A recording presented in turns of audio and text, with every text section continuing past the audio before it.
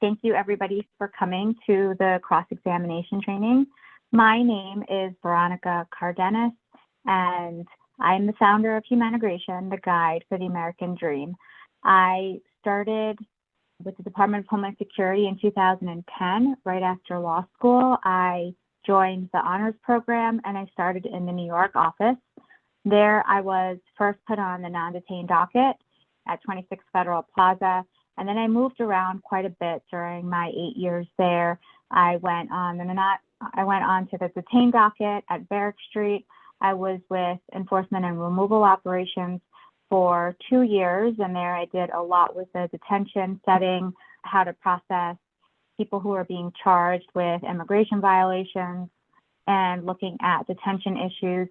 I then took a detail with Homeland Security investigations, and that was also in New York.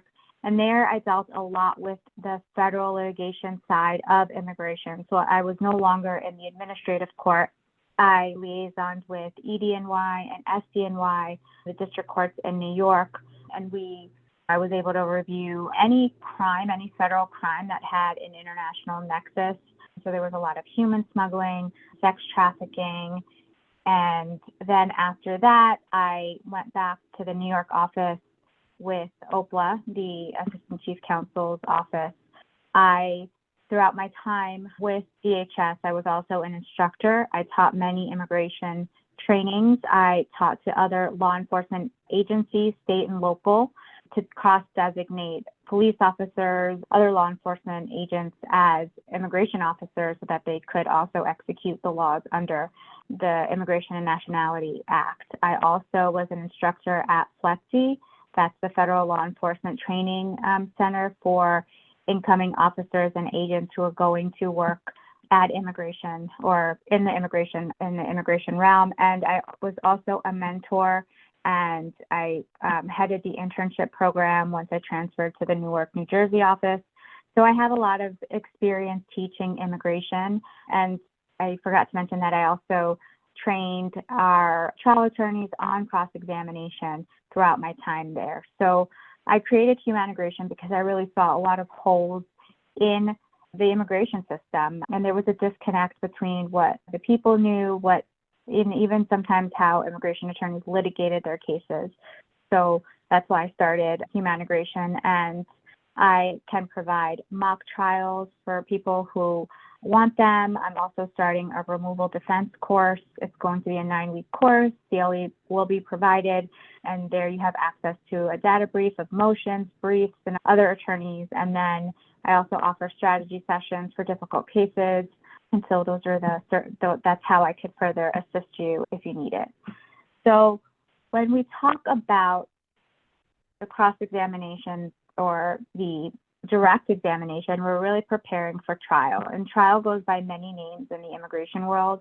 Some people call it the merits hearing, the individual hearing, but it's that final day in court where the respondent gets to prove their case as to, number one, why they merit relief under the immigration system and whether they have met the burden to show that they qualify for the relief. So statistics show that when a person is represented, they're 5 times more likely to win their case. And that's because we all know how complicated the immigration system is. And when we get to the individual hearing, there's some things that I want you to walk away with in this training. So first, the ABCs.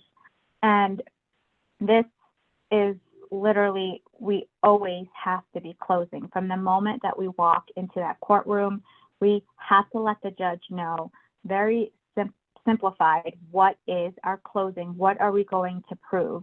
And we have to do this at a macro level and at a micro level. And what that means is when we're going to do our summation at the end, it's probably going to be the respondent has met their burden because of XYZ. And in order to say that one sentence, we really have to look at the micro level. There are things that we're going to have to prove. There are questions that we're going to have to ask because, as we all know, attorneys cannot testify in immigration court. So all of the evidence, everything that we want to argue on our summation has to be brought out through documentary proof or through the testimony of the respondent or background evidence. We also want to keep in mind the admissibility of documents. So the government always has the burden to prove removability, and that's by clear and convincing evidence. And then at that point, the burden shifts to the respondent to show that they, number one, meet all the requirements for the relief that they're seeking, and also that they merit relief. For a lot of the relief applications, there is a discretionary component. Some exceptions to that are protection under the Convention Against Torture.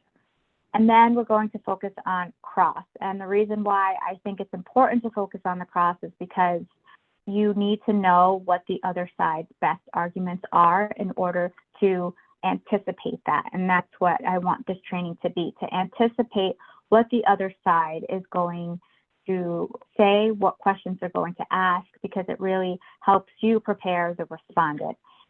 And then the last thing I want to discuss is with cross-examination, it really is designed to uncover credibility. And credibility is always the first thing that a judge has to decide because of the Real ID Act. And so that applies to any and all applications that were filed after May 11th, 2005. So with the ABCs of your case, when you think about litigation, when I think about litigation, it helps me to think about it as drawing a picture. So I want to show the judge this very detailed picture, colored in thoroughly, of what my case is going to be. And of course, the theory will change depending on the type of relief that the applicant is seeking. Here, we're going to really concentrate on cancellation of removal and asylum, but every different type of relief has a different set of elements, and a prosecutor or a trial attorney might look at those cases differently when it comes to cross-examination. So the testimony that you're going to elicit really becomes the foundation of the closing argument. And sometimes it does help to work backwards to see what is going to be your closing statement. And we're all immigration court practitioners here. We know how inundated the immigration courts are. So it wouldn't surprise me or many if the immigration judge doesn't really have the time to thoroughly prepare your case. And so these are things that we should be saying from the beginning. Your Honor, there's no one-year issue here, and really point those out to the judge in the beginning so you can just focus on what the issues are going to be. And you want to always strengthen your case theory through uncovering the truth. So, and you want to anticipate what the other side is going to, or what the trial attorney, what they're going to do. So the trial attorneys, number one, are going to go after the credibility because of the Real ID Act. And so they're going to look at, is there any internal inconsistencies within what the respondent has testified on direct and what the documents have, what documents we have on the file? Is there any corroborating evidence? So if a case lacks corroborating evidence, maybe the respondent just didn't give that evidence to you, you know that the trial attorney is really going to harp on that. The respondent hasn't met their burden because there's a lack of corroboration. And so let's say that you do have a really thin file, but it's a very sympathetic case, and let's say the person was sexually assaulted in their country. And so when you're going through your questions, and maybe the final point you want to leave the judge with is that this was a very difficult crime for the respondent to absorb, that there's been a lasting repercussion of this, and she was not able to get a lot of corroborating evidence due to the nature of the crime and her not wanting to really tell a lot of people about that. You want to make sure that you're getting that out on testimony. So you can ask, maybe age will be a relevant factor. How old were you when this happened? And how did you feel? And why did you tell your mother? No, I didn't tell my mom. Why did you feel you couldn't tell your mother? Why didn't you feel you could tell your friend? So that you're anticipating what the other side is going to ask, and then they'll have their answers from your testimony. They'll probably probe on that a little bit more, but that is maybe the best that you could do with the record. And so also when we're making these arguments, we have to protect the record, and we're not making these arguments to the immigration judge, especially if it's an immigration judge that you're before and you know that they deny like 90% of the cases. We're making these arguments for the Board of Appeals and for the higher courts. So really, we have to be the defenders of our record, and we have to make sure that everything is articulated and pointed out. So a practice tip, especially, there's a lot oftentimes that the I-213 is not given by the Department of Homeland Security in many cases, except if it's in an absentia. And so really trying to see what documents the department has will put you in a better perspective of what will the department argue. So a few documents that the department's always going to look at first are the documents that they themselves created. So they're going to look at the I-213, and that's the record of inadmissibility. The I-213 usually has when the respondent was encountered. They'll oftentimes say whether that person had expressed fear, because it's almost often always asked. I know that a lot of respondents, now that I'm working on this side, they usually say, no, I wasn't asked, nobody asked me that. And on the I-213, it's almost always addressed. The identification documents, that will also, if you can get your hands on those, that will also help. Any credible fear interview notes. For credibility, this is probably the bread and butter for trial attorneys. They look at the credible fear, they read the credible fear, maybe they glance over the statement, and then they'll start listening to the testimony to see where there's inconsistencies. There's also a record of sworn statement, which is different from the credible fear. The credible fear it's done by the asylum office or an asylum officer. The record of sworn statement will be done by CBP or ERO. And then the BCR, or the prints. And I say the prints because there was once I worked on a case where the person, it was an asylum case, and the person had said, let's say they said they entered in 2007. That was their first and only entry. And they were a native and citizen of Colombia, and they feared returning because of the FARC. And it didn't seem like it would be a big issue, but then when the fingerprints came back, it looked like they had an arrest from 2003 in, let's say, California. And so the trial attorney brought that out, and at that time, the respondent's attorney didn't know what to do because the person had maintained that they had only came in 2007. And it's not to say that the prints are never wrong, because the prints can be wrong.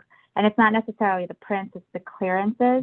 If there are prints on file, the department can match up the prints taken at the time of an application or when they went to go get their fingerprints, their biometrics.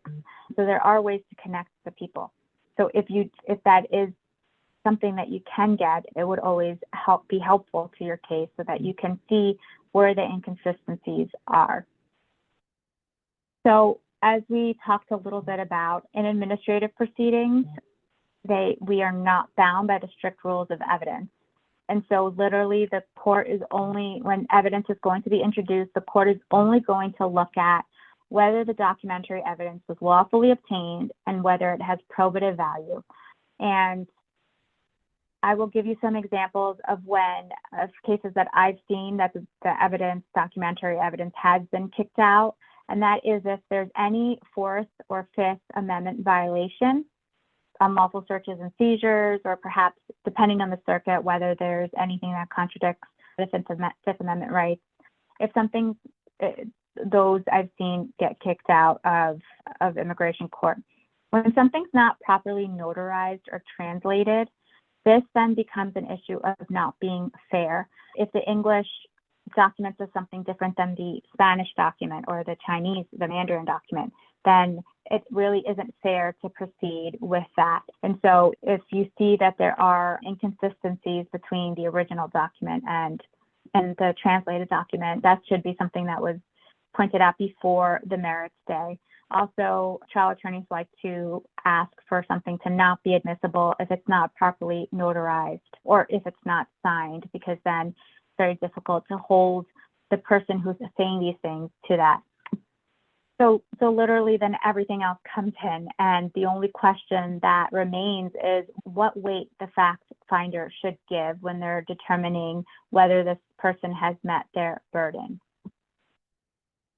So when we're preparing for cross-examination, we really want to strengthen the case theory by first uncovering dishonesty or inconsistencies in the applications itself. So there's three ways that a prosecutor is going to look at this, a trial attorney is going to look at this. They're going to look at, are there any internal inconsistencies within the documents that the respondent submitted themselves? So they're going to read the witness statement. So a big one is dates. Let's say the respondent said he was attacked on May 5th, 2023. They're going to look at the witness statement that they provided to see if there's May 5th, 2023. So at the very least, when you're reviewing these documents, all of those dates should match. If they don't match, that requires you sitting down with the respondent and asking, how come these dates are different? And prosecutors will also shed light on discrepancies between the testimony and the documentary evidence.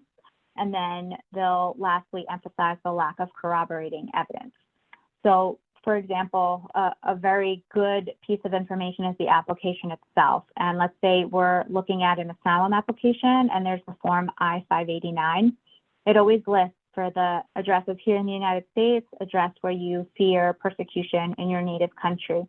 And let's say that the address only lists one address abroad where the person fears persecution if they one application. And then on direct, the person says, I was living with my mom for 6 years and the gang or MS-13 started to ask me to recruit me into the gang. I kept telling them no.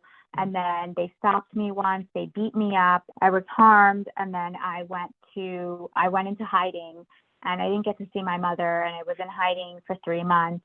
And then I came to the United States. So let's say there's a discrepancy there. This person said that he went into hiding for 3 months and the application says he's only lived in one place. So it may not seem like it was a very big deal, but the trial attorney's job is to make it a big deal and to address the credibility of the respondent. So then they can go ahead and start asking questions like, all right, sir, you swore to the judge that everything in your application was true and correct, right? Yes. Okay. And you did not leave anything out, right? Right. And when the judge asked you if you had any corrections, you said no again. Yes. And you again in court swore that everything is true and correct. Yes. Okay, sir. And then maybe the trial attorney can confront them with that inconsistency.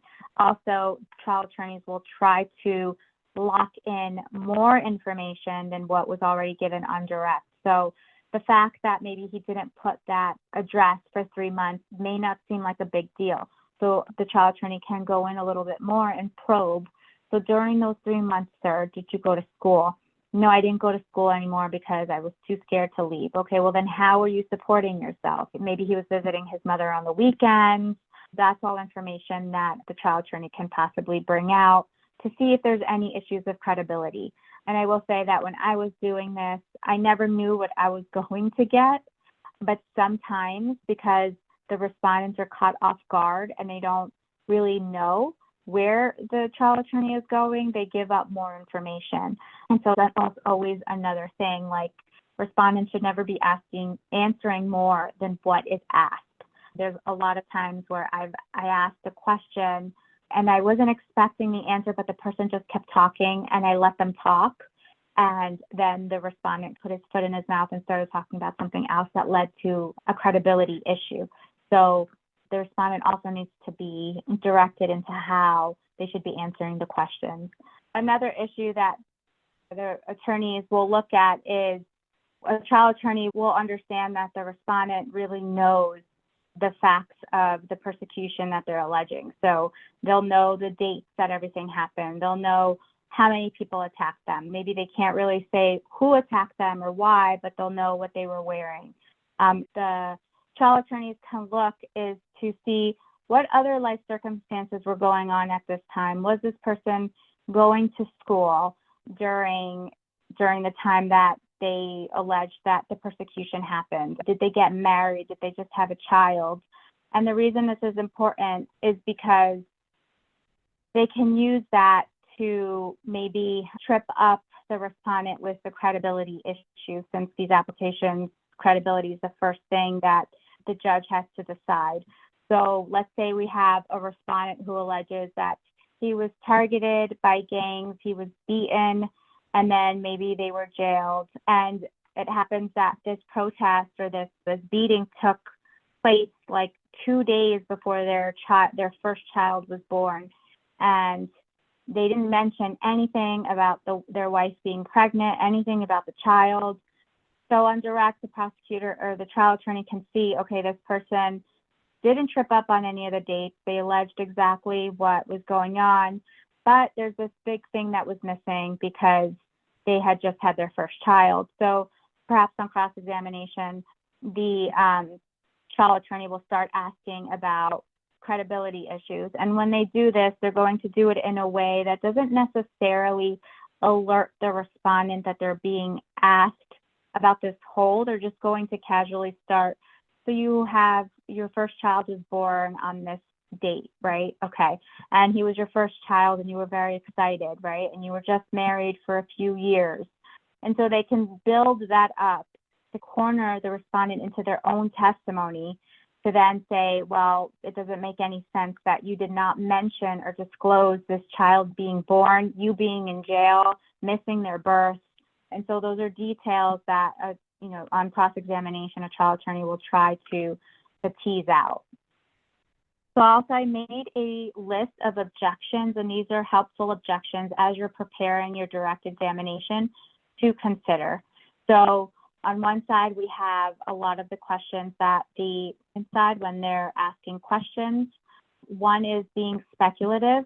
If a lot of questions do call for speculation, and a lot of times the judge will allow it, but let's say you ask the respondent, so if you return, do you still fear that the MS-13 is still there? Do you fear that they're still looking for you?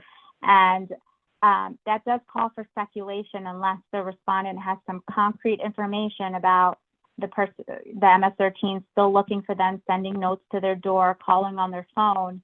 So speculative is usually an objection. Asked and answered. Sometimes this has happened. I ask a question and the respondent has answered it, but not in the way that we had gone over in our preparation, and it throws off the direct a little bit. So you'll ask it again because that's not the answer and maybe they answered it because they were nervous, but trial attorneys do ask and answered because they're also preserving their record in these cases. Facts not in evidence. Sometimes this happens when we're jumping the gun, and let's say we know in their statement that they testified that on May 5th, 2023, they were attacked by gangs. And so the question is, sir, on May 5th, 2023, you said, and that would almost always get an objection because the respondent didn't testify yet. That was the date. And since credibility is always the first thing that the judge has to decide, the prosecutor, the trial attorney is going to be very attentive to make sure that the respondent's attorney isn't giving them these facts that are not already in evidence that they haven't already testified to. And then there's the narrative responses. These are just very open-ended questions that doesn't really direct the respondent to answer a very concise question. And so I think more often these are objected because there is time limitations in immigration court. Any given day, a judge can hear 4 to 6 individual hearings, which last a few hours. So we just don't have time, or there's no time to go through all of this. Relevance. Let's say it's an asylum application, and really the only factors that an immigration judge has to review is whether the person suffered past harm, whether the harm was based on one of the protected grounds. So if you're asking, sir, you pay your taxes here in the United States, you have one United States citizen born child, these all go to the relevance because they're not really relevant to the application. But at the same time, it does paint a picture of the respondent being human. And as I went before and stated that the arguments are not always to the immigration judge that's before you, it's to the board and to the circuit court. So sometimes you can ask those questions, get it in the record, and then if the trial attorney objects, they object. Lack of knowledge or foundation, this is one that's usually used, especially when there's cancellation of removal cases, where a respondent is testifying that perhaps the education in their current country is not good and their child won't be able to get the same level of education there, but they haven't been in the country for 25 years. So lack of foundation, lack of knowledge will always be the objection, because unless the person can prove that they know this, then they don't really have the foundation because they haven't been in the country for many years. And for respondents' attorneys, leading questions are not allowed. If there's some stipulations in the record and you're moving along the respondent, then that's something you would have already spoken to the trial attorney with. But leading questions such as, so sir, on May 5th, 2023, you were in the parking lot, correct? That would be a leading question because it asks for a yes or no answer. And so on this side, I put on the objections that the attorney can make for the trial attorney. Argumentative is a big one, especially there may be times where the trial attorney is really attacking the credibility and they're getting argumentative, and the respondent is getting very distraught, very stressed, and that can affect their testimony.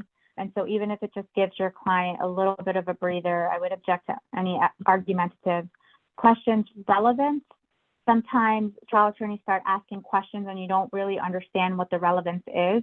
They may not want to disclose it up front, especially because the respondent may speak some English and may understand what the discussion is, but if it's not relevant or if your ears are ringing and you think that you should object, just object.